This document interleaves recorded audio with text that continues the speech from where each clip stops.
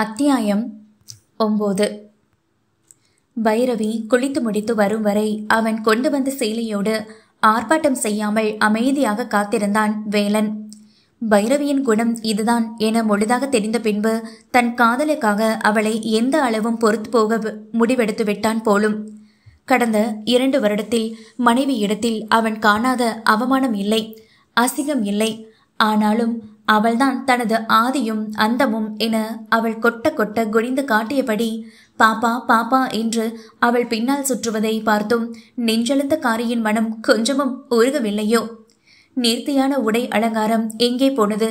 முகத்தில் போடும் ஒப்பனை எங்கே போனது? உடைக்கும் ஏற்றாற்போல் அணியும் அணிகலன்கள் எங்கே போனது? ஒற்றை மஞ்சள் தாலி அவள் கழுத்தை அலங்கரித்து நிறைந்த பின் அனைத்தும் மறைந்து போனது.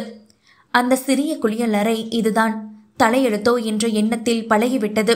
அந்த சிறிய படுக்கை அறை இதை விட்டால் வேறு எங்கு குப்புறப்படுப்பது என்ற சலிப்பை கொடுத்து விட்டது.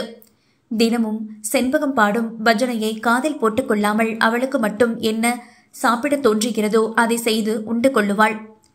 வேலனிடம் அனாவசியமான வாக்குவாதம் இல்லை. நீ எதையாவது செய், நான் இருக்கும் வரை ஒரு மூலையில் தனித்து வாழ்ந்து கொள்கிறேன் என்ற எண்ணத்துடன் எதையும் கண்டு கொள்ளாமல் கிட்டத்தட்ட ஒரு சிறைவாசியின் வாழ்க்கையினை வாழ்ந்து கொண்டு இருக்கிறாள் பைரவி. குளித்து முடித்து அடர் நீல நிறத்தில் பூக்கள் பதித்த நைட்டியை அணிந்து ஈரத்தலையில் துண்டு கட்டி கொண்டு வரும் பைரவியை இமைக்காமல் பார்த்தான் வேலன். ஒப்பனை என்ன அழகு! மஞ்சள் பூசிய முகத்தினில் வெறும் பவுடர் பூசி ஒற்றை குங்குமம் பொட்டு அவளின் முகத்தை நிறைக்கும் பிரம்மாண்ட அழகினை ஒப்பனை தந்து விடுமா? அவள் எப்படி இருந்தாலும் சொட்டு விடாமல் ரசிக்கும் ஜீவன் அவள் கணவன் என உணர்ந்து கொண்டாலோ என்னவோ. முன்னிருந்த திமிர் பிடித்த மாடர்ன் பைரவி முற்றிலுமாய் தொலைந்து போக கொஞ்சம் கொஞ்சமாய் வேலனின் வஞ்சியாக மாறிக்கொண்டு வரும் மாற்றங்களை எப்போது உணர்ந்து கொள்வாளோ? பாப்பா, தினமும் இந்த நைட்டியே போட்டு ஊட்டு உள்ளேயே அடைஞ்சு கிடக்கிறது உனக்கு சங்கடமா இருக்கோ இல்லையோ? எனக்கு சங்கடமா இருக்கு. சுதந்திரமா சுத்தி திரிஞ்ச பிள்ளைய அடைச்சு வச்சு குடும்பப்படுத்துற மாதிரி மனசெல்லாம் பிராண்டது தங்கம். இந்த சீலையை உடுத்திக்கோ.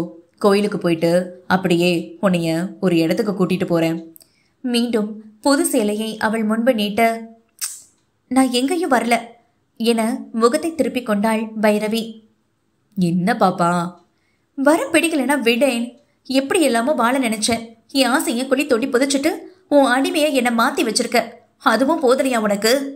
கோபமாக பேசி பேசி அவளுக்கே சீ என போய்விட அருகில் இருந்த துவைத்து காய வைத்த துணிகளை மடித்தபடி அவன் முகம் பாராமல் கடுகடுத்தாள். நீயா அப்படி உன்னைய நினைச்சுக்கிட்டா எப்படி பாப்பா? நீ ஏன் மகாராணிடி, அது ஏன் உனக்கு புரிய மாட்டேங்குது? இம்புட்டு நாளா நீயே என் கூடவே தானே இருக்க. அப்ப கூட என் அன்பு உனக்கு புரியலையா பாப்பா? அவள் காலடியில் அமர்ந்து பிஞ்சு பாதம் பிடித்து விட்டான். உனக்கான இடம் என் மனசுல துளி கூட இல்லாத போது உன் அன்பு மட்டும் புரிஞ்சு என்னவாக போகுது? உதட்டை சொல்லித்தவள் அவள் காலையும் வெடுக்கன இழக்க முயற்சிக்க அவன் வெட்டால் தானே. பொய் சொல்லாத பாப்பா.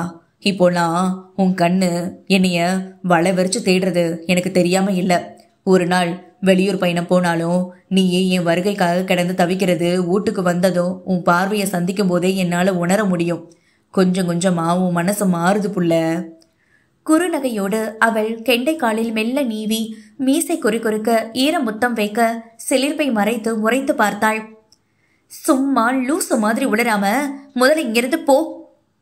உன்னைய விட்டு போட்டு நான் எங்கட போவேன் சொல்லு? எங்கேயாவது போ, என்னை ஆள விடு. ஆளை விடவாடி? ஆலமரத்தை விழுது போல நெதமும் உன்னை சுத்தி சுத்தி தொங்கிக்கிட்டு கிடக்க. எழுந்துரு பாப்பா. முரண்டு பிடிக்காம இந்த சீலையை கட்டிக்கோ. உன் நேரத்துக்கு எடுப்பா இருக்குமேனு பார்த்து வாங்கி அந்தடி. சீலையும் அவளையும் பார்வையால் வருடி அவள் கையில் வைக்க, எனக்கு பிடிக்கல என ஒரே வார்த்தையில் தூக்கி அருகில் போட்டாள். ஏண்டி, ஏன் இவ்வளோ பிடிவாதம் பண்ற? ஆனாலும் பாரு, உன் பிடிவாதம் தான் இன்னும் என்னைய ரசிக்க வைக்குது. 10 நிமிஷம் டைம் தரேன். அதுக்குள்ள சீலையை கட்டிக்கிட்டு தலை நிறைய பூவை வச்சுக்கிட்டு தயாரா இரு. முடியாதுன்னா என்ன பண்ணுவ? கோபம் பொசு பொசுவென வந்து விட்டது அவளுக்கு. என்ன பண்ணுவேன்னு இம்புட்டு நாள என் கூட இருந்தோம் கேக்குறியே பாப்பா என கண்ணடித்தவன், அன்னைக்கு மாதிரி இன்னைக்கும் நானே உனக்கு சீலை கட்டி அழகு பார்க்க வேண்டியதுதே. தானாக வரும் வாய்ப்பை நழுவ விடுவானா கல்வன்? அவள் பிடிவாதத்தில் இவன் காணும் இன்பங்கள் ஏராளமாயிற்றே. வேலன் அவன் சொன்னதும் அவன் செய்யும் விபரீதமான சேட்டைகளை எண்ணி தன்னை மீறிய முக சிவப்பை மறைத்து, வெளியே போ வேளா. கோபத்தில் கத்திய நேரம் அவள் இடை அவன் கைவசமாகி இருந்தன. விடு ராஸ்கல், என் விருப்பம் இல்லாம என்ன டச் பண்ணாதன்னு எத்தனை முறை சொல்றது? கையை எழுறா தடிமாடு. அவன் கையில் துள்ளிய புள்ளிமானை சுவற்றில் சாய்த்து நிறுத்தி தேகம் உரச நின்று இடையை பதம் பார்த்தவனின் கிடுக்குப்பிடியை அத்தனை எளிதில் தட்டிவிட முடிந்திடுமா அவளால்? அவன் கழுத்து வரை இருந்த அவளின் மதிவதனம் நோக்கி குனிந்து அடங்காது படபடக்கும் இமைகளின் இரண்டிலும் மாறி மாறி முத்தம் பதிக்க அவஸ்தையான நிலையில் துவண்டு போனாள் பைரவி. ஆரம்ப காலத்தில் முற்றிலும் அவனையும் அவன் தொடுகையையும் வெறுத்து ஒதுக்கியவள்தான். ஆனால் மொத்தத்தாலும் மென்மையான அணைப்பாலும் அவளை எவருக்கும் விட்டு கொடுக்காமல் பார்த்து கொள்ளும் விதத்திலும் அவளை விடாமல் நெருங்கி அவன் காதலை உணர்த்தும் ஒவ்வொரு நொடியும் அவள் மனம் சஞ்சலப்பட்டு மெல்ல மெல்ல அவன் பால் பறிகொடுக்க துணியும் மனதை அடக்கி கோபத்தை வெளிக்கொணர்ந்து பிடிவாதத்தை தக்க வைத்துக் கொள்பவளை என்ன செய்வது? இதோ இப்போதும் கணவனின் காதலான சீண்டலில் உருகி நெளிந்தபடி உரிமையாக நிற்கும் நளினம் வேறொருவன் கைப்பட்டாலும் குலைந்திடுமா இனி? உன்னை கண்டாலே எரிச்சல் வருது, வெறுப்பாகுது. ஏண்டா என்ன டார்ச்சர் பண்ற? அவள் சொல்லி முடிக்கும் முன் பாவமாக அவள் இதழ்கள் பறிபோனது அவனிடத்தில். நீண்ட நேர இதழ் முத்தமும் இடை வருடலும் தொடர்ந்து கொண்டே போக ஆடவனின் மென்மையான அணுகுமுறையில் அவள் கண்களும் மயக்கத்தில் கிறங்குவதைக் கண்டு ஆணின் கர்வம் இதமாய் கூடியது. மூச்சு முட்டும் இதழ் முத்தம் தற்காலிகமாய் நிறைவு பெற்று மூச்சு வாங்க அவள் நெற்றி முட்டி நின்று பைரவியின் சொக்கும் முகம் கண்டான் வேலன். என்ன புள்ள, சின்ன முத்தத்துக்கே துவண்டு போற? இதுக்கு மேல நீ தனியா எப்ப சீலை கட்டி முடிச்சு கோவிலுக்கு போறது? வேற வழியே இல்ல. வில்லங்கமாக புருவம் ஏற்றி பூட்டி இருந்த நைட்டியின் ஜிப்பை கீழே இருக்க மேல்மூச்சு கீழ்மூச்சு பலமாக வாங்கியது அவளுக்கு. வருடம் கடந்து போனது.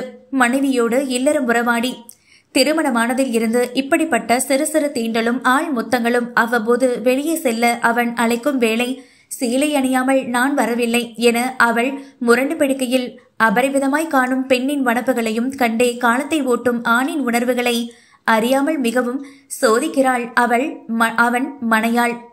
அணிந்திருந்த நைட்டி கட்டிலடி சேர மார்பு கச்சையில் குத்திட்டு நின்ற அழகோடு நாபிக்குழியை தீண்டாது தட்டை வயிறு தெரிய இறக்கி கட்டியிருந்த உள் பாவாடையில் கூச்சம் துறந்து நின்ற தேவதையின் இமை மூடாது ரசித்தவனின் தாப்ப பார்வை அவள் இதயத்தில் பதம் பார்க்காமல் இல்லை.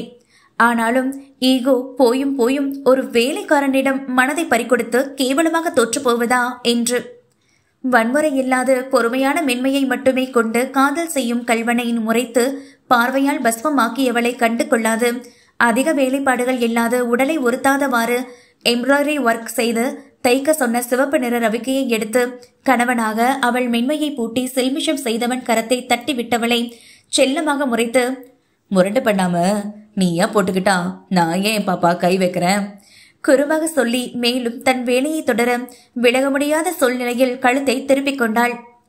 மாங்கல்யம் மட்டுமே கனமாக வாங்கி கோர்த்து அதை சுற்றிலும் பலவிதமான நாணல் குண்டு காசுகள் என்று அவள் பொன்கழுத்தை நிறைத்து மார்பில் உரிமையாக ஊஞ்சலாடிய பொன்தாளி சரடை திருப்தியாக கண்டு கொண்டே கச்சிதமாக கொசுவத்தின் மடிப்பெடுத்து பெண்ணவளின் அடிவயிற்றில் சொருக இருவரது முடகளும் ஒரு சேர வெளிவந்து வஞ்சியின் மெல்லிய வயிறு பலமாக உள்ளிழுத்து மறைந்து கொள்ள ஆடவனின் தடித்த விரல்கள் தீண்டி மோட்சம் கண்டதுவோ அவ்விடத்தில்.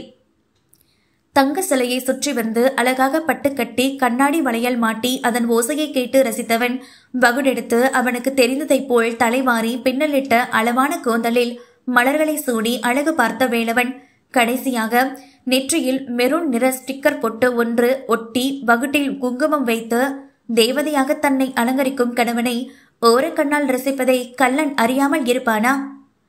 கண்ணாடியின் முன்பு அமர்ந்திருந்தவளின் தோள்பட்டையில் தாடை புதைத்து பெண்ணவளின் வதனம் ரசித்தவனாக, சின்ன பிள்ளைல தரம் உன்னைய பார்க்கும்போது எப்படி இருந்த தெரியுமா பாப்பா? ஜான் அளவு இருக்க முடியல, சௌரி முடி வச்சு பின்னி குட்டியோண்டு பாவாடை சட்டை போட்டுக்கிட்டு தோட்டம் முழுக்க சுத்தி வருவ பாரு, அப்படியே பார்த்துக்கிட்டே இருக்கலாம்னு தோணும் எனக்கு. அப்ப எனக்கு இந்த காதல் கீதல் எதுவுமே தெரியாது. 12 வயசுல என் அப்பாவுக்கு கையுடைஞ்சு வேலைக்கு போக முடியாம போனதால ஒருவேளை சோத்துக்கு கூட வழி இல்லாம படிப்பை நிறுத்திட்டு உன் மாமா வீட்டுக்கு தோட்ட வேலைக்கு வந்த புதுசு. தரம் உன்னைய பார்த்ததும் மனசுக்குள்ள ஒரே மத்தாப்புதே. அடுத்தடுத்து நீயே ஊருக்கு வரும்போதெல்லாம் உன்னைய மட்டும்தான் ரசிச்சு பார்ப்பேன். நீயே எப்படா அடுத்து ஊருக்கு வருவேன்னு மனசு கிடையா அடிச்சுக்கும் தெரியுமா? அப்பெல்லாம் ரொம்ப குட்டியா இருப்பியா? என் அறியாம என் மனசுல பதிஞ்சு போச்சு நீதே என் பாப்பான்னு. இப்படியே உன்னைய பத்தின நினைப்புல உன் மேல உசுரையே வச்சு உனக்காகவே காத்திருந்தேன் பாப்பா. அப்பதேன் நீயே உன் அம்மா பாட்டி பேச்ச கேட்டு உன்னைய நீயே தரம் தாழ்வா நினைச்சு கோவத்துல சில தப்பான வழியில போவ பார்த்த. உன் அக்காளுங்க மேல உள்ள பொறாமையில கதிரையும் அர்ஜுனையும் காதலிக்கிறத நினைச்சு உன்னை நீயே ஏமாத்திக்க பார்த்தடி. உன் அழகும் பெருமையும் மற்றவங்களுக்கு தெரியணும்னு எல்லார் பார்வையும் உன் மேலதான் நிலைக்கணும்னு, அதுக்கு தேவை பணமும் வசதியும் தான் காரணம்னு நினைச்சுப்புட்டு நீ தேர்ந்தெடுத்த வழி தப்புன்னு நீயா புரிஞ்சுப்பேன்னு நானும் பொறுமையா இருந்தேன். ஆனா மேலும் மேலும் உன் அப்பாவும் பாட்டியும் உங்க அம்மாவும் பாட்டியும் உன்னைய கொம்பு செய்வி விட்டு ஒன்னு கதிர மடக்கு இல்ல அர்ஜுன மடக்குன்னு கேவலமா பழிக்கு தூபம் போட்டாங்களே தவிர உன் வாழ்க்கைய சீர்படுத்தி நல்ல வழியில காட்டி எந்த முயற்சியும் எடுக்கல. இப்படியே போனா உன்னைய எல்லாரும் எங்க தப்பா நினைச்சுப்படுவாங்களோன்னு நான் தூக்க இல்லாம எம்புட்டு நாள் தவிச்சிருக்கேன் தெரியுமாடி. நீயும் ஈகோ பிடிச்சு போய் பொறாம அதிகரிச்சு அந்த புள்ள மகிய கொள்ற அளவுக்கு திட்டம் போட்டுட்ட. இதுக்கு மேல விட்டா சரியா வராதுனதே அர்ஜுன் மாதிரி பேசி நடிச்சு என் மனசை கல்லாக்கிக்கிட்டு உன்னைய தொட்டேன். வேலனின் கமறிய குரலில் தலை நிமிரவே இல்லை பைரவி. காலம் கடந்த பின் தான் செய்தது அனைத்தும் தவறு என புத்தியில் உரைக்கிறது. வேலனின் ஒவ்வொரு கவனிப்பிலும் இப்போதெல்லாம் மகி, காயத்ரி, கதிர், அர்ஜுன் என்று அவர்களின் குடும்பத்தை பற்றிய நினைவின்றி போனது அவளுக்கு. அப்படி எக்குத்தப்பில் நினைவுக்கு வந்தால் அவள் செய்த முட்டாள்தடங்களை எண்ணி அவளுக்கே வெட்கமாக நினைக்க வைக்கும் அளவுக்கு நெஞ்சின் பாரம் கூடி செல்வதை பைரவி மட்டுமே அறிந்த ஒன்றும் கூட. துக்கத்தை ஓரம் போட்ட வேலன், எப்ப உன்னைய தொட்டேனோ அப்பவே முடிவு பண்ணிட்ட. இனி செத்தாலோ உன்னைய கைவிடக் கூடாதுன்னு.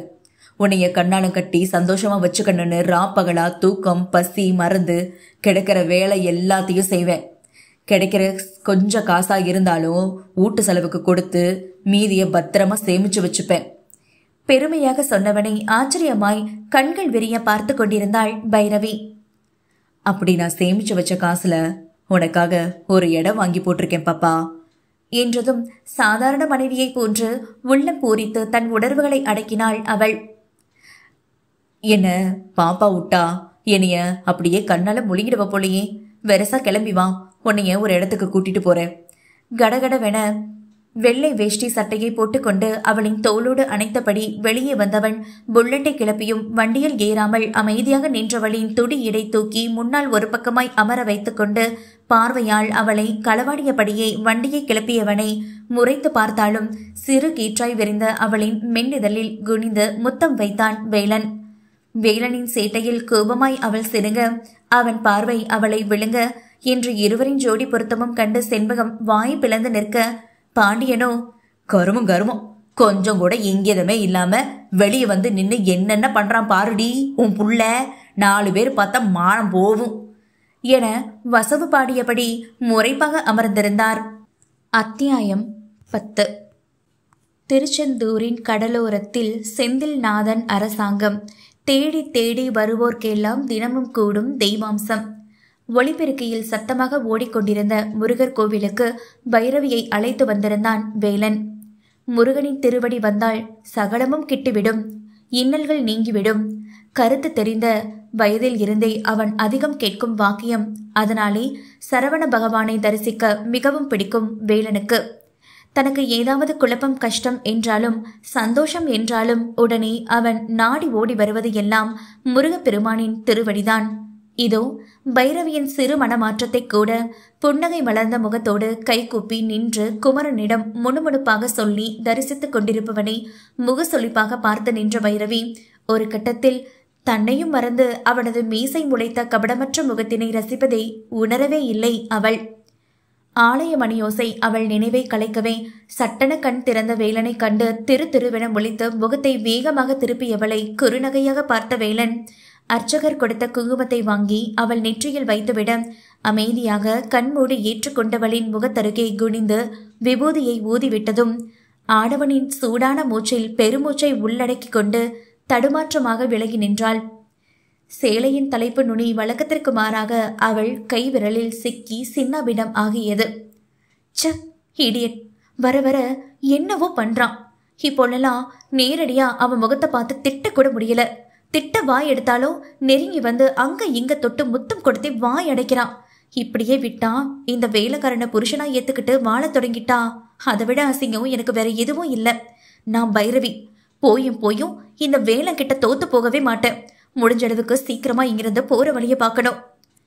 புருவ நெளிவோடு இப்படியான யோசனையில் நின்றிருந்தவளின் தோளை சுற்றி கை போட்டு கொண்டு கோவிலை சுற்ற தொடங்கியவனை தலை தூக்கி பார்த்தவள் சட்டென அவன் கண்ணடித்து முத்தம் கொடுப்பது போல் முகத்தை கிட்டே கொண்டு வரவும் பட்டண முகத்தை பின்னெழுத்து கொண்டு முறைத்த வைரவியை கண்டு சிரித்தான் அவன்.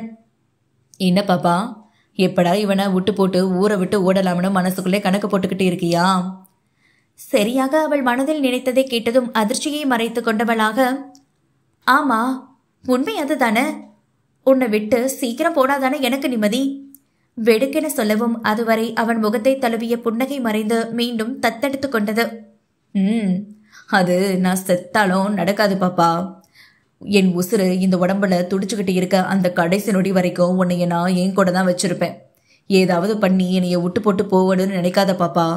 எனக்கு நீனா அம்புட்டு உசுறு.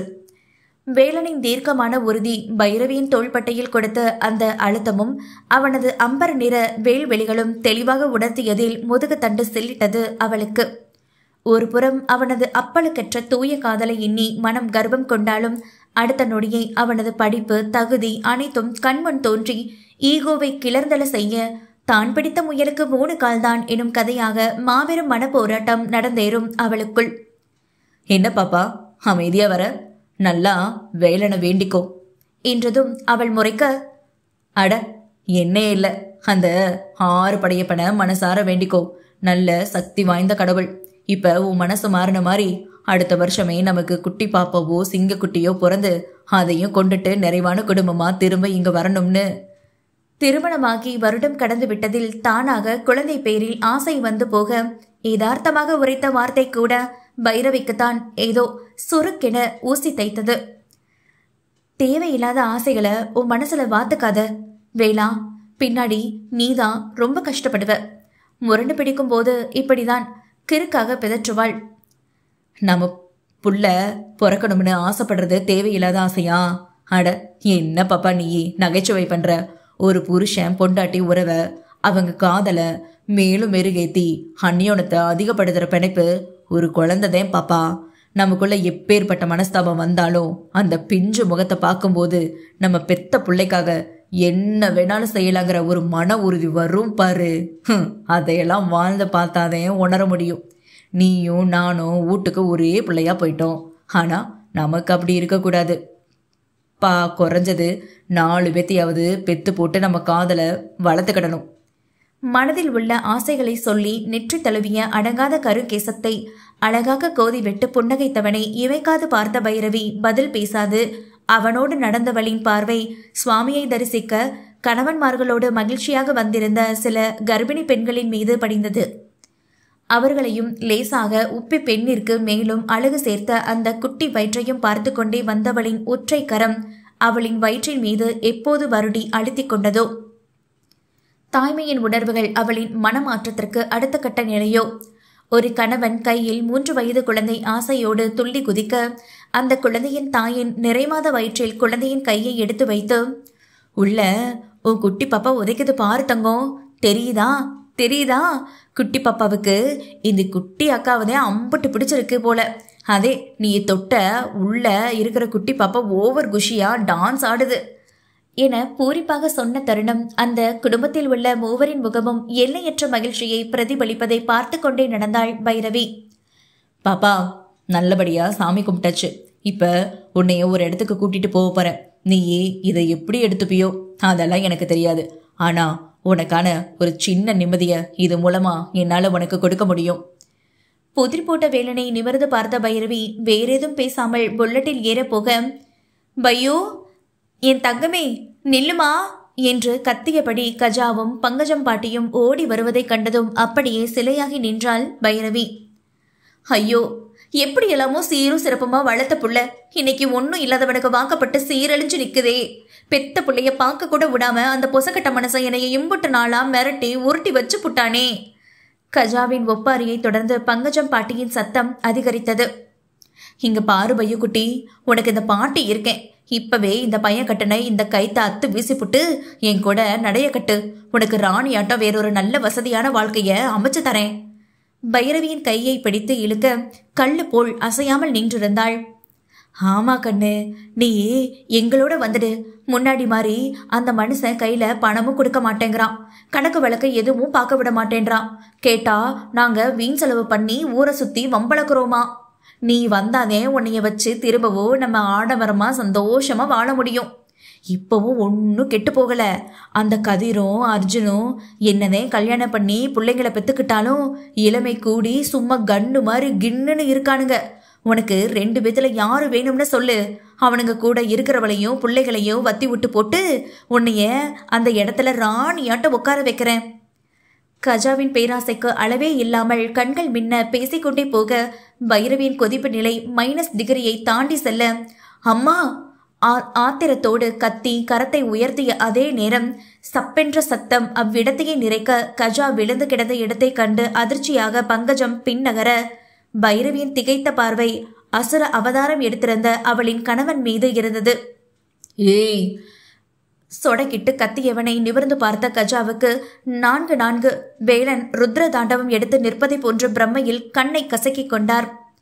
யாரு பொஞ்சாதிக்கு யாரு வாழ்க்கை அமைச்சு கொடுக்கறது? கண்ணாலங்கட்டி நிம்மதியா வாழ்ந்துட்டு இருக்கிற பிள்ளைய போய் அடுத்தவன் புருஷனுக்கு பங்கு போட பாக்குற?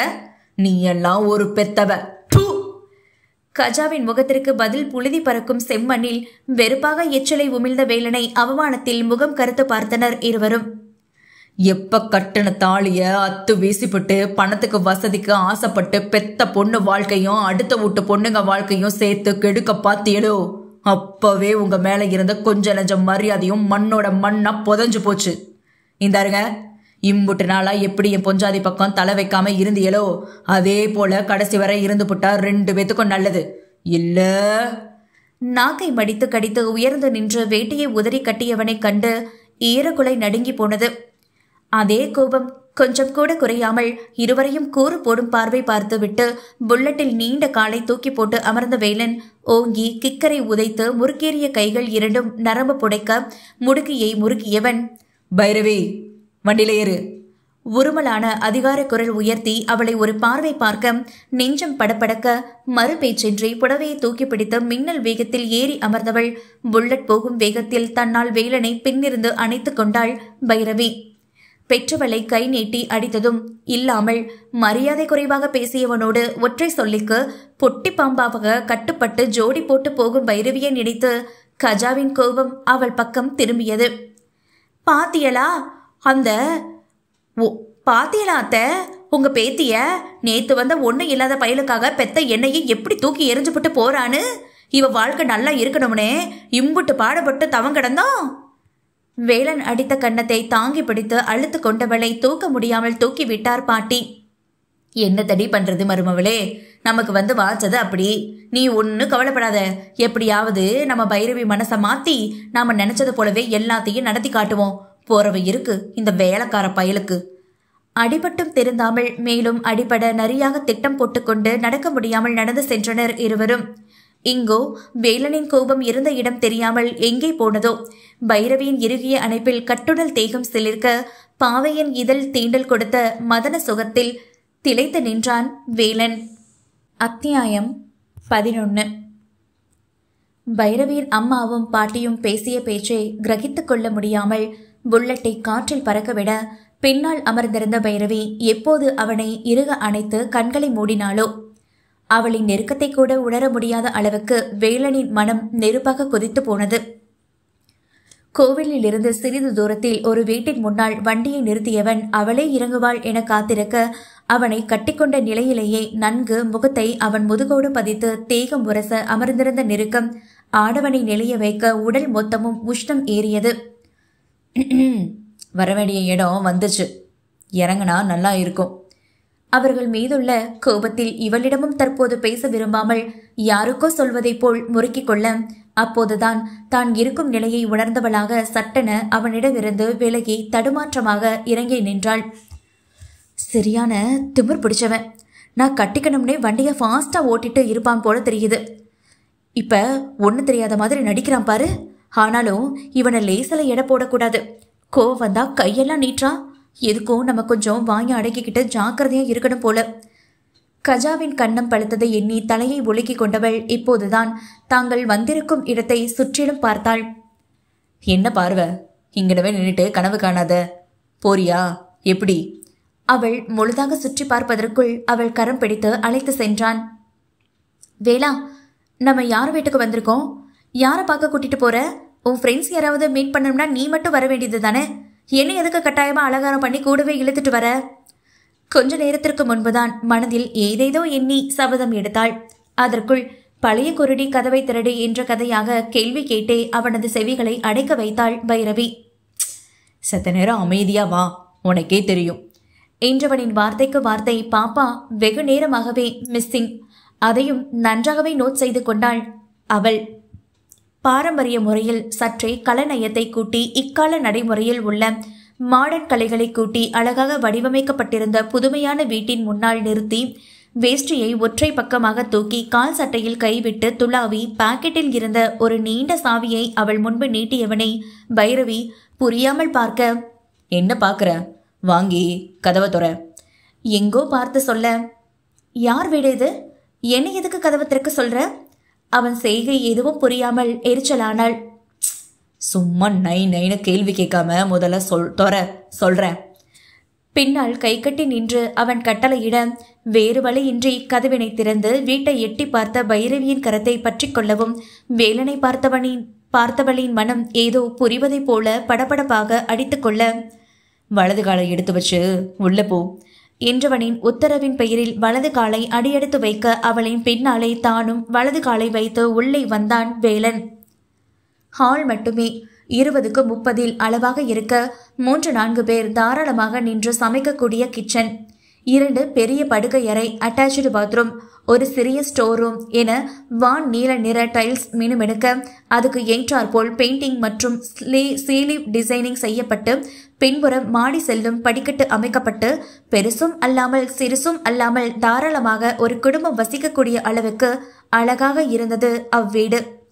புத்தம் புதுமையாக இருந்த வீட்டை சுற்றி பார்த்த பைரவி எதுவுமே பேசாமல் ஒரு கண் போட்டு வேலனை பார்த்தாள். இது உனக்காகதே நானே பார்த்து பார்த்து கட்டினது. பொஞ்சாதிய சந்தோஷப்படுத்த சர்ப்ரைஸ்னு ஏதோ சொல்லுவாங்களே, அதே இது. இத்தனை நேரமும் அவள் வீட்டை சுற்றி பார்க்கட்டும் என அமைதி காத்து இருந்தவன் அவள் வந்ததும் மீண்டும் அவளை பாராது பின்னால் கட்டியபடி ஒரு பக்கமாய் சற்றை வளைந்து நின்ற தோரணையோடு எங்கோ பார்த்து சொல்லவும் வியப்பில் விரிந்த கண்கள் இரண்டும் சட்டென கலங்கிவிட்டது.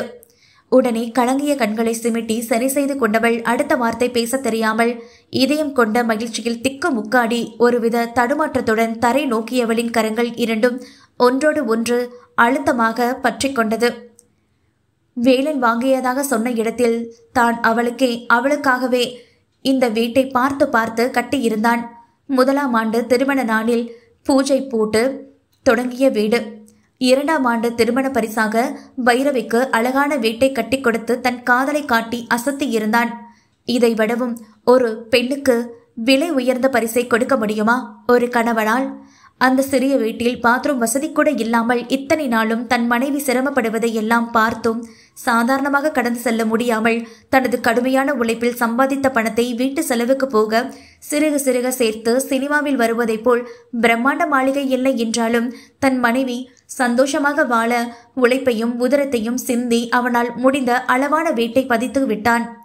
ஆனாலும் முழுதாக திருப்திப்பட்டு கொள்ள முடியவே இல்லை. வந்ததில் இருந்து வீட்டை சுற்றி பார்த்தும் ஒரு வார்த்தை கூட வாய் திறந்து சொல்லாமல் அமைதியாக நிற்கும் பைரவியை பார்த்து, இந்த வீடும் இவளுக்கு பிடிக்கலையோ, இதை விடவும் பெருசா எதிர்பார்க்கிறாளோ என்ற யோசனையில் கவலை கொண்ட மனதோடு அவளை ஏறிட்டு பார்க்க ஏமாற்றமே மிஞ்சியது. அவ்வளோதானா? வேற எங்கேயும் போற வேலை இருக்கா? இல்ல வீட்டுக்கு போலாமா? சாதாரணமாக கேட்டவளை விலங்கா பார்வை பார்த்தவன் முகம் சுணங்கி போனது. இவளிடம் ஆசை வார்த்தைகளை எதிர்பார்த்தது என் தவறுதான். சரி, நாமே கேட்டு விடுவோம் என்று நினைத்தவனாக, இந்த இந்த வீடு உனக்காகதே, நீயே சந்தோஷமா இருக்க கட்டுனது, பிடிச்சிருக்கா? தயக்கமாக அவனே கேட்டும் விட்டான். அப்போதும் அவளிடம் எந்த ஒரு ரியாக்ஷனும் இல்லை. எதுவும் சொல்லாமல் வேகமாக வெளியேறி செருப்பை காலில் மாட்டிய பைரவியை கண்டு பெருமூச்சு விட்டபடி ஏமாற்றமாக வீட்டை பூட்டிக் கொண்டு வண்டியை எடுத்தான். வீடு வந்து சேரும் வரையும் நிசப்தம் மட்டுமே குடிக்கொண்டது இருவரிடையே. காலையில் இருந்த மகிழ்ச்சியும் உற்சாகமும் கோவிலில் பார்த்த மூதேவிகளின் முகத்தை பார்த்ததுமே குறைந்து போயிருக்க, புது வீட்டை கண்டும் மனைவியின் ஈடுபாடில்லாத முகத்தை பார்த்த பின் மொத்த உணர்வுகளும் வடிந்து அங்கிருந்து வெறுமையாக வீடு வந்து சேர்ந்தவன் அவள் வண்டியில் இருந்து இறங்கியதும் யூட்டன் எடுத்து மீண்டும் எங்கோ செல்ல போனவனை அழைத்திருந்தாள் பைரவி. வேளா, கொஞ்சம் உள்ளவா, பேசணும் முறைப்பாக சொல்லி உள்ளே செல்ல. பேசணுமா? இவ என்னைக்கு பேசியிருக்கா? வாயை திறந்தாலே சண்டை தானே போடுவா. உள்ளுக்குள் அழுத்து கொண்டாலும் மனைவியின் சொல்லுக்கு இணங்க தாய் தந்தையின் பலமான முறைப்புகளை எல்லாம் கடந்து உள்ளே வந்தவன் பைரவியின் இறுகிய அணைப்போடு சேர்ந்து இதழ் முத்தம் தந்த இன்ப அதிர்ச்சியில் உறைந்து போனான். வேலனின் சட்டை காலரும் பெண்ணந்தலை கேசமும் பைரவியின் கையில் கசங்கி சிக்கி தவிக்க மொச் மொச் என்று இதழை மென்று உறிஞ்சும் முத்த சத்தம் அவர்கள் இருக்கும் அந்த சிறிய அறையில் திறந்திருந்த கதவை தாண்டி கவிச்சையாக வெளியே கேட்டதில் செண்பகமும் பாண்டியனும் தலையில் அடித்துக்கொண்டு ஒருவரை ஒருவர் சாடியபடி சங்கடமாக வீட்டை விட்டு வெளியேறிவிட்டனர். என்னடி புள்ள வளர்த்து வச்சிருக்க? பெரியவங்க வீட்டுல இருக்கும்போதே பட்ட பகல்ல கதவை திறந்து போட்டுக்கிட்டு சச்ச இந்த அசிங்கத்தை எல்லாம் வயசான காலத்துல கண்ணால பார்க்கணும்னு எத்தால எழுத்து. எந்நேரமும் ஒரு மார்க்கமாவே சுத்திக்கிட்டு இருக்காண்டி அவன். பாரு, அவனால நம்ம 2 பேரும் ஊட்ட புட்டு போட்டு வீதியில நிக்கிற நிலைமை வந்து போச்சு. பாண்டியனின் கோபமான புலம்பலை கேட்ட செண்பகத்துக்கும் மகனின் செயலில் வந்த கோபத்தை விட பிடிக்காத மருமகள் பைரவியின் பின்னால் இவனாக தொங்கிக் கொண்டு ஓடுவது கொஞ்சமும் பிடிக்காமல் தானும் தன் பங்குக்கு திட்டி தீர்த்து கொண்டு இருந்தார் இருவரையும். என்னடா, ஓடு கீடு மாறி வந்துட்டோமா? நெசமாவே இது நம்ம பொஞ்சாதி தானா? அதிர்ச்சியில் வியந்து போனவனின் கல் போன்ற கால்கள் இரண்டின் மீதும் தனது மென்மையான பாதத்தை வைத்து நின்று அவனது உயரத்திற்கு ஏகுவாக சற்றை கால்கள் எக்க கழுத்தை கட்டிக்கொண்டு அவனது தடித்த உதடுகளை ஒவ்வொன்றாக இழுத்து நிதானமாக சுவைக்க அடி ஆழம் வரை 6 அடி தேகம் முழுவதும் ஜிவ்வென்று ஏறி சிலிர்த்து போனது. தானாக அவளது இடை தழுவிய கரங்கள் இரண்டும் வஞ்சியவள் பெண்மேனியை அழுத்தி பிடித்து தன்னோடு சேர்த்தணைத்து பிணைந்து விளையாட துவங்கியதில் பட்டு சேலை கசங்கி பெண் தேகம் கூசி போனது. இதுவரை அவள் தந்த மென்முத்தம் முடிவை எட்டப் போவதை உணர்ந்த வேலன் இப்போது முத்தத்தை அவன் கையில் எடுத்துக்கொண்டு சிறப்பாக நாவை உள் நுழைத்து நர்த்தனம் ஆடியவன் பெண்ணாவை கவ்வி இழுத்து குல்ஃபி ஐஸ் போல் விடாது உறிஞ்சி சுவைக்க வாய் மொத்தமும் மறுத்து போன உணர்வில் திணறி போனாள் பைரவி. அதற்கு மேலும் முடியாமல் மூச்சுக்கு தவித்தவளாக, இவன் புத்தி தெரிஞ்சும் வாயை கொடுத்து மாட்டிக்கிட்டேனே, காலம் கடந்து வருந்தி என தலையை ஆட்டி முனகலிட்டு அவளது திண்ணிய மார்பில் கை வைத்து தள்ளி வேலனிடமிருந்து விலக பார்க்க பாவையின் முகம் மொத்தமும் எச்சில் செய்து கழுத்தின் நடுவே ஆறாக பெருக்கெடுத்த வியர்வை துளிகளை சொட்டு விடாது உதட்டை வைத்து துடைத்து எடுக்க, அடடா, மெல்லிய தேகம் மொத்தமும் இன்ப அவஸ்தையில் கிடுகிடுவென ஆடி போனது. ஏதோ தன்னையும் மீறி எமோஷனல் ஆகி பின்விளைவுகளை பற்றிய சிந்தனையின்றி அவசரப்பட்டு அவனை கட்டி அணைத்து முத்தம் கொடுத்ததற்கு வசமாக அவனிடம் மாட்டிக்கொண்டாள் பைரவி. மேலும் சிறப்பாக சம்பவங்களை செய்து கூச்சமே அறியாதவளை கூட காய்ச்சல் வரும் அளவுக்கு நெளிய வைத்து விட்டான். வேளா, ப்ளீஸ் விடு. கழுத்தின் நடுவே அவன் உதடு செய்யும் ஜாலத்தில் தொண்டைக்குழி நடுங்கி பேச முடியாமல் எச்சில் விழுங்க சிரமமானது. நல்லா இருக்கு புள்ள, தரம் நீ ஏன் முத்தம் கொடுத்தியா? அப்பா, உச்சி வரைக்கும் தெரியாத போத ஏறி போச்சுடி. கிறக்கம் கொண்ட பேச்சினில் சட்டென அவனை தள்ளிவிட்டு கசங்கிய சேலை ஆங்காங்கே நழுவி மேல் மூச்சு கீழ் மூச்சு வாங்க திரும்பி நின்றவளின் பின்னலகை ரசித்து கொண்டே தானும் மூச்சரித்தபடி பின்னிருந்து அவளை அணைத்து கொண்டான் வேலன். பிடிச்சிருக்கு வேளா என்று மூச்சு வாங்கியவளின் வயிற்றில் துளாவிய அவன் கரத்தை இறுக பிடித்தபடி அவள் தோளில் தாடை பதித்து மீசையால் அவளின் வழிக்கு செல்லும் சறுக்கு பாலத்தை கோச வைத்த செய்தவனாக, புது வீட்டையா புள்ள என்றான் மயக்க நிலையில். இல்லை என்றால் மெல்ல தலையாட்டி. வேற? இம்முறை செய்து கொண்டிருந்த வேலையை நிறுத்திவிட்டு புரியாமல் கேட்டான். உன்ன திரும்பி நின்று ஆள்காட்டி விரலால் அவன் இதயத்தை வெட்கம் கொண்டு துளை போட்டவளை அடுத்த நொடியை எலும்புகள் நொறுங்கும் அளவுக்கு இறுக கட்டி அணைத்து அவனது எல்லையற்ற மகிழ்ச்சியை கண்ணீரோடு வெளிப்படுத்தி இருந்தான் வேலன். அத்தியாயம் 12. நீ நீ சொன்னது நெசந்தானா புள்ள? பைரவியின் கூற்றை நம்பவே முடியவில்லை அவனால். ஆனாலும் கேட்டவரை பேரானந்தம் தாங்க முடியாது உள்ளுர துள்ளி குதிக்காத குறை. நான் சொன்னது உன் காதல விழுந்துச்சு. என்றும் காணாத மெல்லிய குரலால் நாணத்தோடு திரும்ப போனவளை பாய்ந்து அணைத்து முகம் முழுக்க எச்சில் செய்த வேலனின் வேகத்தில் திணறியவளாக பட்டென அவனை தள்ளிவிட்டு வேக மூச்செடுத்தவளை பெண்ணிருந்து அணைத்து அல்லேக்காக கரங்களில் தூக்கி சுற்றி முத்தமிட்டு மகிழ்ந்தவனை கண்டு முதல் முறையாக கணவனின் மகிழ்ச்சியில் பங்கெடுத்தாள் பைரவி. இப்ப நான் எம்புட்டு சந்தோஷமா இருக்கேன் தெரியுமா பாப்பா? அத சொல்ல வார்த்தையே இல்லை. எம்புட்டு வருஷம் காத்திருப்பு இந்த ஒத்த வார்த்தையை கேட்கணும்னு ஒவ்வொரு நாள் ஏக்கம் பைரவி. உன் வாயில இருந்து வந்த இந்த ஒத்த வார்த்தை என் வாழ்நாள் பலன். இதை விடவும் வேற பெரிய சந்தோஷம் எனக்கு கிடைக்குமா சொல்லு? எலும்புகள் உடையும் அளவிற்கு அவளை இறுக அணைத்து கரகரவென சுற்றியவனை தலை சுற்றி மயக்க நிலைக்கு செல்வதைப் போல் கண்கள் சொருக பார்த்தவள், யோ மரியாதையை இறக்கிவிட்டு எதுவா இருந்தாலும் பேசு. ராட்டின போல நிறுத்தாம சுத்தினா என் தலை என்னத்துக்கு ஆகிறது? அதுவும் இவ்வளோ நேரம் இல்லாத பாப்பா இப்ப மட்டும் எதுக்கா? அதை மட்டும் வாயுக்கள் முணுமுணுத்து உறவேறிய புஜத்தில் செல்லமாக அடித்து முறுக்கி சினுக்கிய மனைவியை கண்டு உள்ளம் பூரித்தான் வேலன். ஐயோ மன்னிச்சிடு பாப்பா, சந்தோஷத்துல உணர்ச்சி வசப்பட்டு தூக்கி சுத்திப்புட்டேன். ஆமா நெசமா என்னைய உனக்கு பிடிச்சிருக்கா புள்ள? கீழிறக்கியவன் அவளின் இடை பிடித்து இழுத்து தன்னோடு ஒட்டி நிறுத்தி கொண்டான். யோ சி போ, என் ஈகோ விட்டு இத்தனை முறை சொன்னதே பெருசு. நீ என்னடானா திரும்ப திரும்ப கேட்டு புதுசா எனக்கு வெக்கமெல்லாம் வர வைக்கிற? இங்க என்னவோ பண்ணுதியா?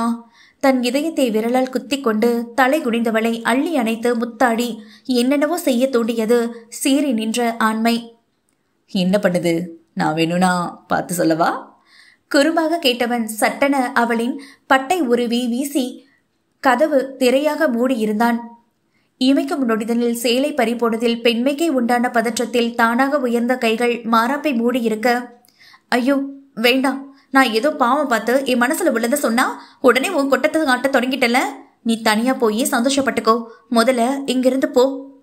கூச்சத்தில் திரும்பி கொன்றவளுக்கு காதலின் உணர்வுகள் யாவும் அறியப்படாத புதிய உணர்வுகளாகவே தோன்றியது. அப்போ இதுக்கு முன்னாடி நான் லவ் பண்றேன்னு அவங்க பின்னாடி சுத்தினதுக்கு பேர் என்ன? தனிமையில் குழம்பியவளுக்கு, அடி மண்டு, அது காதலே இல்லை. கேட்பார் பேச்ச கேட்டு பொறாமையில கண்ணை மூடிட்டு கேடுகெட்ட வேலையெல்லாம் பார்த்து வச்சிருக்க. இப்ப உன் வேலை மேல உண்டாகிற உணர்வுகளுக்கு பேர் தான் காதல், உனக்கான காதல். இந்த 2 வருடத்தில் அழகான சூழல்கள் அவளுக்கு நிதர்சனத்தை எடுத்து சொல்லி அவளின் காதலை வெளிக்கொணர வைத்த தருணங்கள் ஏராளமாயிற்றே. என் சந்தோஷம் இங்கன இருக்கும்போது வேற எங்கிட்டு போய் சந்தோஷப்பட சொல்ற?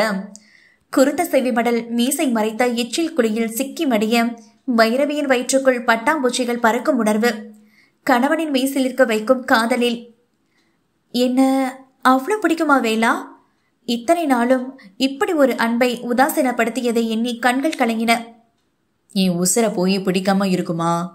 நீனா எனக்கு அம்புட்டு பிடிக்கும் புள்ள. ஒவ்வொரு வார்த்தையும் நேரடியாக அவனது இதயத்தில் இருந்து அவள் இதயத்திற்கு கடத்தி கொண்டிருந்தது. போதும், இதுக்கு மேல எதுவும் சொல்லாத, எனக்கு அழுகையா வருது. மூக்கை உறிஞ்சியபடி அழ தயாரானவளை தன்னை பார்த்து திருப்பி நிற்க வைத்து மென்மையாய் அவள் நெற்றியில் முத்தமிட்டான் வேலன். இத்தனை நாளும் உன்னை நான் ஏதேதோ சொல்லி திட்டி இருக்கேன். எனக்கு நீ தகுதி இல்லாதவன்னு சொல்லி உன்னை நான் அசிங்கப்படுத்தி இருக்கேன். ஆனா உண்மையை சொல்லணும்னா உன்னோட இந்த உண்மையான காதலுக்கு முன்னாடி நான் தான் தகுதி இழந்து போய் நிக்கிறேன் வேலா. உன்னை நான் புரிஞ்சுக்காம விட்டு தப்பு பண்ணிட்டேன். தவறை உணர்ந்து தேம்பி அழுதவளை சற்றும் எதிர்பாராத விதமாக சொரசொரப்பான நாவை லேசாக வெளி நீட்டி பவள முத்துக்களாக அவள் கன்னத்தில் திரண்டு உருண்ட கண்ணீர் துளிகளை ஒத்தடம் கொடுத்தாற்போல் துடைத்தெடுத்து மாறி மாறி இச் வைக்க வேலனின் சிலிர்த்தடிக்கும் செயலில் உறைந்த சிலையானாள் பைரவி. காதலுக்கு தகுதி தேவையில்லைன்னு எப்போ உன் மனசுக்கு புரிஞ்சதோ அப்பவே நீயும் மொத்தமா இந்த வேலனுக்கு எத்த வஞ்சியா மாறிவிட்ட புள்ள. இத நான் தொட்டா முத்தம் கொடுத்தா உன் மேனி சிலுத்து வரைக்குதோ, இதுவே எனக்கான காதல். இதைத்தான் எப்போயோ கண்டுபிடிச்சிட்டேன். ஆனா உன் பிடிவாதந்தே வாய் வார்த்தையால சொல்ல விடாம இம்புட்டு நாளா வீணடிச்சு பிடிச்சு விஷமமாக சொல்லி அவளது தேன் கூட்டை தன் நெஞ்சில் முட்ட வைத்தான். வேலா ப்ளீஸ், என்னவோ பண்ணுது, வெளியே போயேன். ஆடவனின் உணர்ச்சி பெருக்க வைக்கும் சீடலில் அடிவயிறு விட்டு விட்டு துடித்தது. என்ன பண்ணுது புள்ள? அவள் நிலை உணர்ந்து கிறக்க மீறியது ஆண் குரல். சொல்ல தெரியல. அவனது அகண்ட மார்பில் முகம் புதைத்தாள். ஆனா எனக்கு தெரியுமே. குறும்பாக அவள் இடை பிசைந்தன கரம். என்ன தெரியுமாம்? நமட்டு சிரிப்போடு கணவனது உணர்ச்சி தூண்டும் பேச்சை ரசித்து கேட்டாள். அத சொல்றத விட செஞ்சு காட்டினாதானே தெல்ல தெளிவா தெரியும். ரகசிய குரலில் சொன்னவன், அந்த காமனம்பு என்னை சுட்டு பாவை நெஞ்சின் நாணம் சுட்டு மீகலையின் நூலருக்கும் சேலை பொன்பூவே. இங்கோ தூரத்தில் அவனது மனதை படித்தாற்போல் பாடல் ஒலிக்க, பெண்ணவளின் இடை தழுவிய கரங்கள் சட்டன வலிக்கு கொண்டு தொட்டு நின்ற இடமோ பாவையின் பெண்ணழகில், அதுவும் இடையில் முடிச்சிட்டு இருந்து கீழாடை இருவரது கால் பாதத்தையும் மூடி மறைத்திருக்க, வஞ்சியின் நெஞ்சமோ ஜீவனின்றி விம்மி துடித்தது. விம்மியது தாமரை வண்டு தொடும் நாளிலோ பாவை மயில் சாயுதை மன்னவனின் மார்பிலோ. படபடக்கும் மைத்தீட்டிய இமைகள் 1000 கவிதை மொழி பேச பட்டன அவள் இதழ் கவ்வி கொண்டான் வேலன். முத்தத்தாலே பெண்ணே சீலை நெய்வேன் கண்ணே. வேலனின் மனம் பாட்டாக படிக்க கடித்து தின்னும் பார்வை வீச்சில் இவைகள் மூடினாள் பைரவி. நாணத்தாளோராடை சூடிக் கொள்வேன் நானே. மேனி நழுவிய கரமோ ரவிகையின் மீது அழுந்த பற்றியதும் விரல் பட்டு இளமொட்டு துடிக்க மிரண்டு போய் துள்ளி குதித்து போர்வைக்குள் ஒளிந்தவளை கண்டு கள்ளமாக புன்னகைத்தான் வேலன். பாயாகும் வழி சொல்லாதே பஞ்சனை புதையல் ரகசியமே. டேய், முதல்ல நீ வெளியே போ. கொஞ்சம் இடம் விட்டா காஞ்ச மாடு போல அவசரமா எல்லாம் மிரற. நீ முன்பெல்லாம் அரேபியன் குதிரை போல் அடங்காமல் குட்டை பாவாடை போட்டு குதித்தவளா என் முன்பு அரைவட்ட முக்கோண உடையில் நிற்க இத்தனை கூச்சம் கொள்கிறாள் என்று நினைக்கும் போதே உள்ளுக்குள் ஜிவ்வென்ற உணர்வு அனுபவித்து ரசித்து சிரித்து கொண்டான். என்ன இழுப்பு, இன்னும் போகலையா நீ? போர்வையின் உள்ளிருந்து லேசாக தலை எட்டி பார்த்தவளை போர்வையோடவே அமைக்க பிடித்தான் வேலன். கதவை திறந்திருக்கு வேலா. என்றும் இல்லாத வேலனின் உற்சாக சீண்டலில் வெக்கம் மேலோங்கி கண்ணங்கள் சிவப்பேறி சினுங்கினாள். அதே உன் சீல மறைச்சிருச்சே புள்ள. அவளை தன் வாயால் காதலை சொன்ன பிறகு இத்தனை நாளும் அடக்கி வைத்திருந்த தாவ உணர்வுகள் யாவும் ஒட்டு மொத்தமாக சிலிர்த்தெழுந்தன போலும் அவனுள். ஏற்கனவே திருட்டு கல்லுண்டு அனுபவப்பட்டவன் துணிந்து விட்டான் அதிக ருசி உள்ள பெண்ணின் ரகசிய புதலில் மறைந்திருக்கும் ராஜபோதையை கண்டறிய. வேண்டாம் வேண்டாம் என்றபடியே மெல்ல மெல்ல ஆடவன் கையில் குடைந்த பைரவி வேலனுக்கு இணையாக இதழ் முத்தம் பருகிட கண்கள் கிறங்கிய நிலையில் மீண்டும் மீண்டும் சப்பு கொட்டி உறிஞ்சினான் அவளது பன்னீர் சுவை கொண்ட இதழை. கொஞ்சம் விட்டால் சுகமான இல்லறம் தொடங்கி வாழ்க்கையின் அடுத்த கட்டத்திற்கு முன்னேறி செல்ல வழியாக இருந்த நேரம். வீட்டின் வாயிலில் டமார் டமார் என கூச்சலிட்டபடி ஏதேதோ உடைக்கும் சத்தம் கேட்டதில் இருவரும் சட்டென பிரிந்து ஒருவர் முகத்தை இன்னொருவர் அவஸ்தையாக பார்த்து கொண்டனர். நீயே துணி மாத்திக்கோ, இதோ வந்துடுறேன். பைரவியிடம் அவசரமாக சொல்லிவிட்டு வெளிவந்தவன் அங்கு நடக்கும் கூத்தை கண்டு பெருமூச்சு விட்டு கொண்டான். செண்பகத்தின் புலம்பல் உயிர் எல்லை வரை கேட்டு இருக்கும். கூடவே அவர் தூக்கி எறியும் பண்ட பாத்திரங்கள். எந்த வீட்ல நடக்கும் இப்படி ஒரு கூத்து? என்னதே சின்ன ஜெருசுகளா இருந்தாலும் இருக்கிறது சின்ன இடம். பெரியவங்க இருக்கிறது புரிஞ்சு சூசகமா நடந்துக்க தெரியாதா? ஆம்பளைங்க அப்படி இப்படி தான் இருப்பானுங்க. பொம்பளைக்கு எங்க போச்சு புத்தி? பட்ட பகல்னு கூட பார்க்காம கொஞ்சமும் கூச்சமே இல்லாம உணங்கிட்டு நிக்கிறா வெக்கம் கட்டவ. செண்பகத்தின் பேச்சில் ஆத்திரம் மூண்டாலும் இவர்கள் வீட்டில் இருப்பதை மறந்து அவசரப்பட்டு எதையும் யோசிக்காமல் தான் செய்ததும் தவறுதான் என்று உணர்ந்த வேலன், அம்மா வீதிரன்னு கத்தி மானத்தை வாங்காத. அது மட்டும் இல்லாம பைரவி மேல எந்த தப்பும் இல்லை. நீங்க உள்ள போங்க, இனிமே இப்படி நடக்காது. பெற்றவர்களின் முன்பு சங்கட்டமாக உணர்ந்தாலும் பேசியே தீர வேண்டும் என்று எங்கோ பார்த்து சொன்னான். அவ கூட சேர்ந்ததுல இருந்தே நீயும் வெக்கமில்லாம பேச கத்துக்கிட்டடா. ஏதோ பண்ணு. ஆனா எங்களுக்கு அந்த அடங்கப்பிடறிய பார்க்க பார்க்க அம்புட்டு எரிச்சலா வருது. கடுப்பாக சொன்ன செண்பகத்தை வெறுமனை பார்த்து வைத்தான். போதுமா, இதுக்கு மேல அவளை பத்தி எதுவுமே பேசாத. உங்க யாருக்கும் இனிமே எந்த ஒரு தொல்லையும் எங்களால வராது. அதுக்கு என்ன செய்யணுமோ எல்லாத்தையும் நான் செஞ்சுட்டேன். அது வரைக்கும் அமைதியா கொஞ்சம் இரு. சற்றே உயர்ந்த குரலில் உரக்க சொன்னவன் மீண்டும் அறைக்கு செல்வதைக் கண்டு உதட்டை சுழட்டி வளைத்து என அழுத்து கொண்டார் செண்பகம்.